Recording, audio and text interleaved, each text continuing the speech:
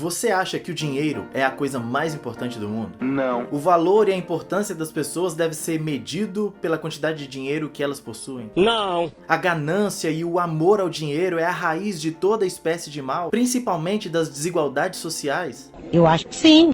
Se sua resposta foi não, não e sim, olha, pode ser que você seja de esquerda, hein? Pode ser, não é? Sim. Mas calma, não se ofenda. Falar de esquerda hoje em dia parece um palavrão, né? Vamos com calma, vamos tentar entender alguns pontos muito importantes aqui hoje. Fala meu povo, Professor Vinícius aqui, esse é o canal Super História. Eu convido você a se inscrever nesse canal para nós tratarmos de mais assuntos relacionados à história e, quando for pertinente, também a política. E claro, veja esse vídeo, se você curtir, não esqueça de deixar o seu like aqui e comente, deixe a sua impressão, o que você pensa sobre o assunto aqui também, beleza? E por favor, compartilhe isso o máximo possível, porque nós estamos às vésperas de uma eleição. Então, por favor, me ajuda a te ajudar, eu tenho certeza que isso vai colaborar para o entendimento de muita gente. Então, bora pro vídeo. O vídeo é sobre comunismo no Brasil, mas como eu disse aqui no início, primeiro a gente tem que entender o que é ser de esquerda, o que é comunismo, o que é socialismo. Vamos entender primeiro esses conceitos e aí sim, nós vamos concluir depois se o Brasil corre ou não corre perigo de se tornar um país comunista, ou se ele já foi isso algum dia. Vamos entender tudo agora. Presta atenção que é importante. Pois é, meus queridos, existe uma diferença entre ter um posicionamento de esquerda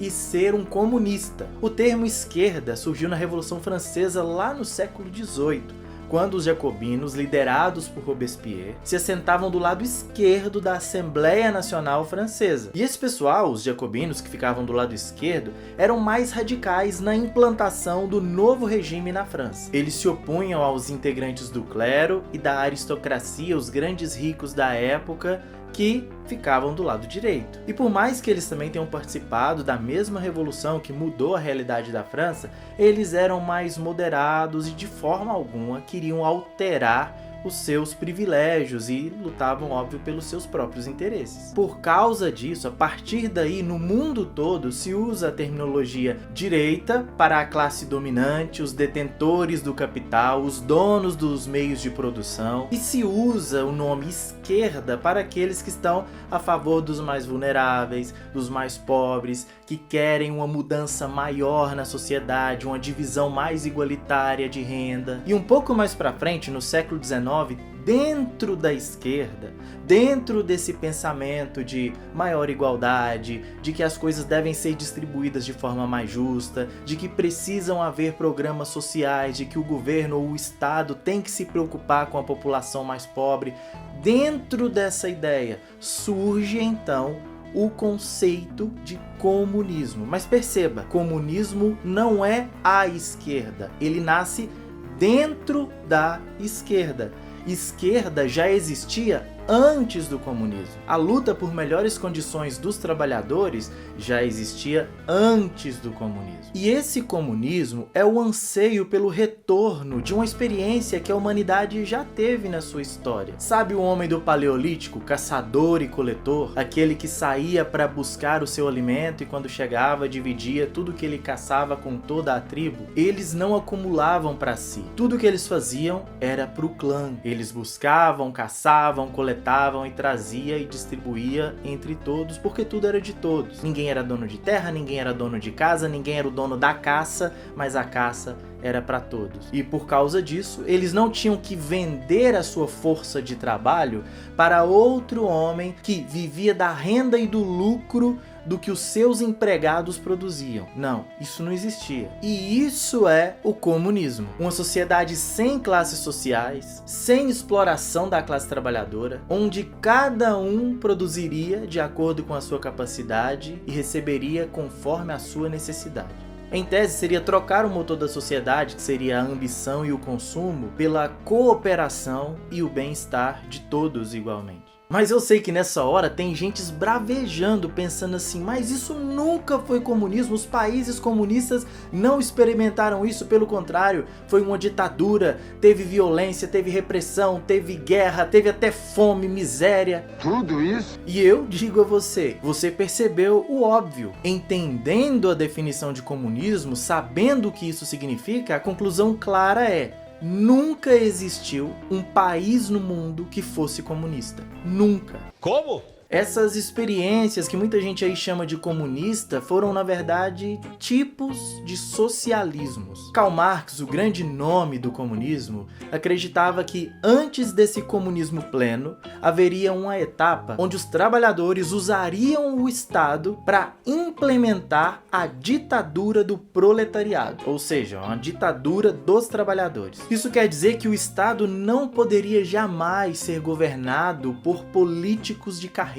por políticos profissionais, mas ele deveria ser gerido sempre pelos trabalhadores. Os trabalhadores deveriam participar ativamente numa democracia direta de todas as decisões do Estado. Afinal de contas, eles é quem fazem a riqueza do Estado, então eles tem que tomar as decisões acerca do que o Estado vai fazer com essas riquezas. E na tentativa de fazer isso acontecer, e em cada lugar que se tentou fazer isso se fez de uma forma diferente, essas tentativas é que geraram experiências que hoje em dia são muito criticadas. Depois, se vocês quiserem, eu posso fazer um vídeo só falando das virtudes e dos problemas que houveram nessas experiências socialistas em vários países pelo mundo. Mas como hoje esse não é o tema principal, então vamos adiante. O que eu quero mostrar é que existem vários tipos, estilos, variações de socialismos em vários lugares. Ter o nome socialista no partido nem sempre quer dizer que isso reflete a ideologia daquele partido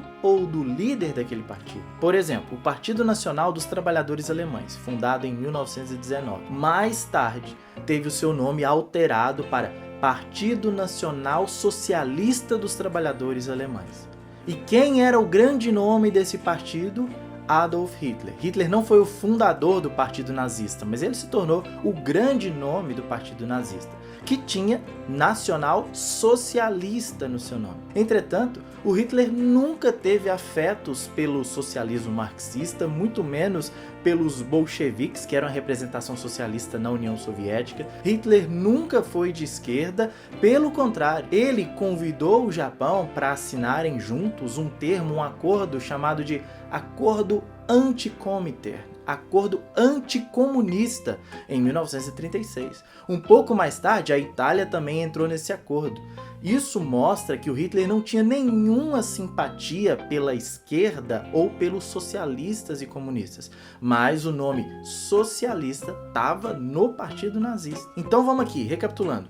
Houve comunismo em algum lugar do mundo? Não, jamais. Já houveram tentativas de implementação de um socialismo revolucionário, variações do socialismo científico de Karl Marx. E em boa parte das experiências do socialismo real, a revolução começou bem, ajudando e beneficiando a população que mais precisava e que mais era explorada pelo governo anterior. Só que depois isso acabou descambando e gerando um estado autoritário, repressão, uma ditadura, onde os que antes eram oprimidos se tornaram opressores do próprio povo. Existem vários tipos de socialismo. Se você usar a lei do mínimo esforço, procurar aí no seu Google tipos de socialismo, de cara você vai ver a complexidade que é, porque são vários modelos de socialismo.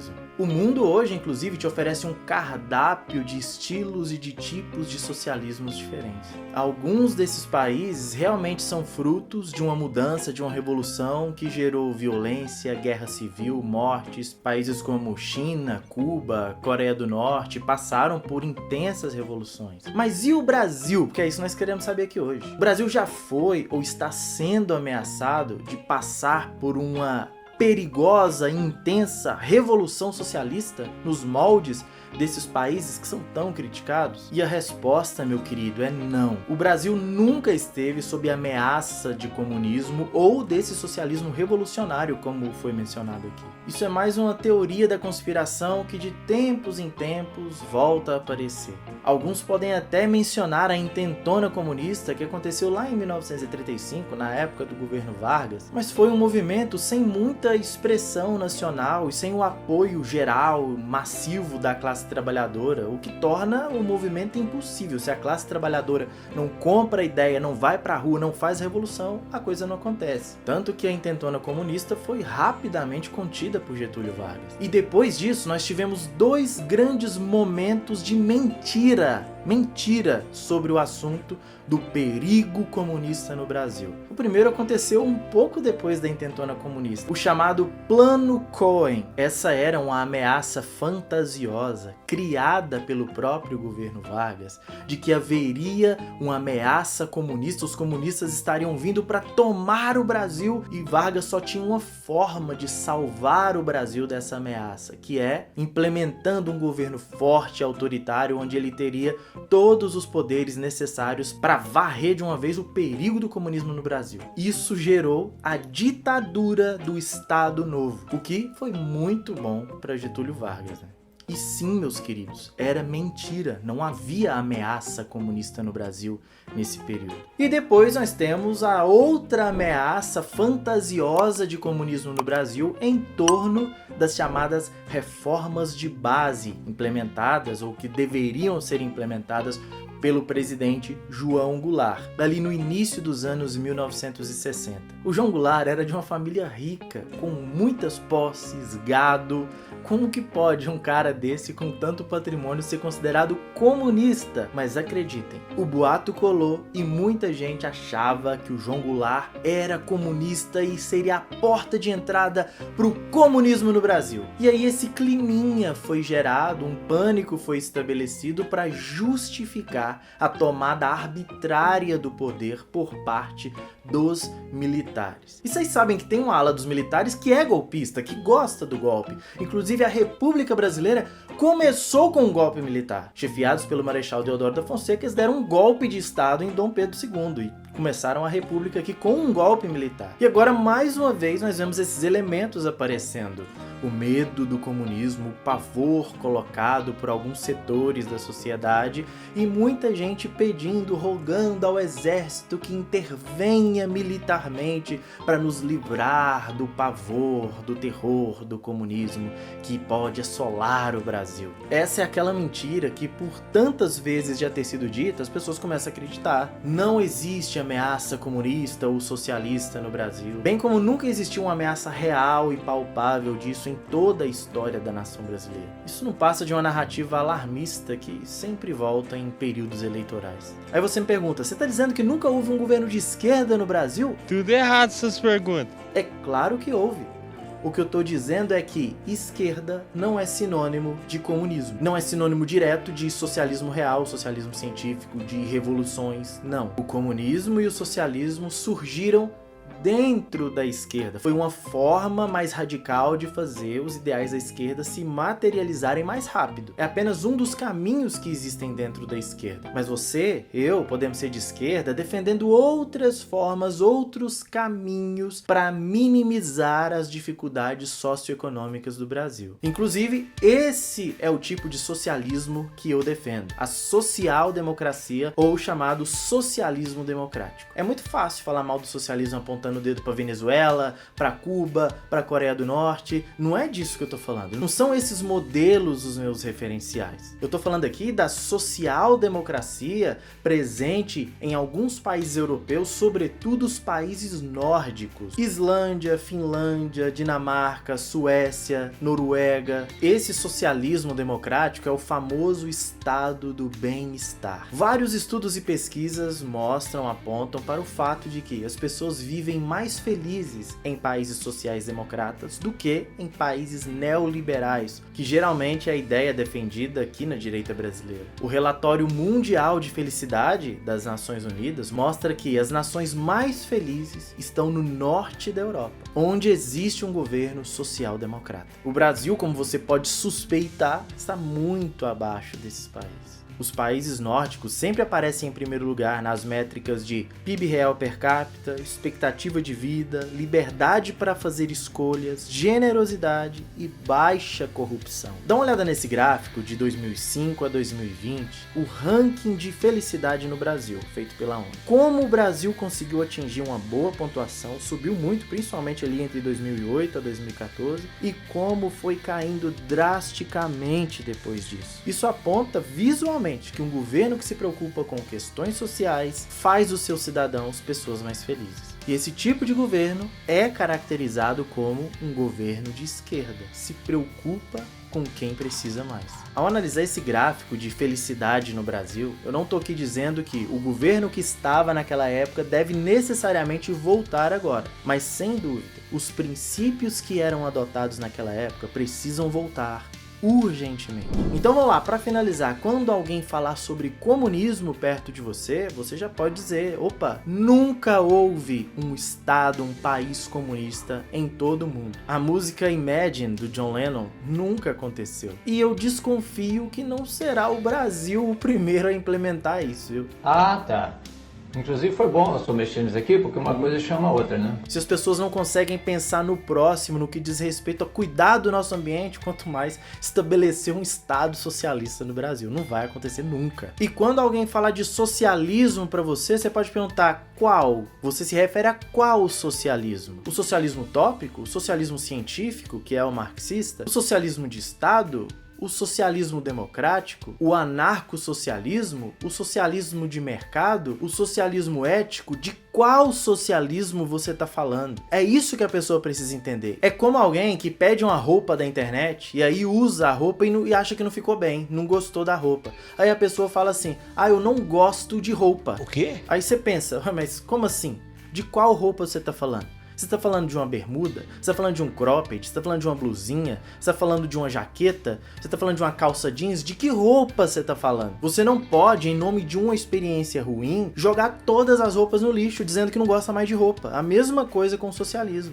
Em nome das experiências ruins que houveram, você não pode jogar tudo fora, porque tem muita coisa boa acontecendo na social-democracia, por exemplo, onde os índices de desenvolvimento humano são altíssimos. Então, meu povo, para ser bem claro, não, o comunismo não vai tomar conta do Brasil. A esquerda que permeia o meio político brasileiro, principalmente a que mais aparece no cenário político, ela quer promover o estado do bem-estar social. Ela quer geralmente dar mais voz para os excluídos e oportunidade para todos. Muito diferente de fechar igrejas, tirar a liberdade das pessoas, perseguir os dissonantes. Até porque, historicamente, no Brasil, quem cerceou liberdades, implementou e geriu ditaduras dentro do território brasileiro foi o outro lado, foi a direita. E ditaduras são um terror independente do espectro político, sendo de direita ou de esquerda.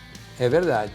Então, não dê ouvidos a boatos infundados, confie em Deus e exerça a sua cidadania com consciência. Um abraço a todos e até mais.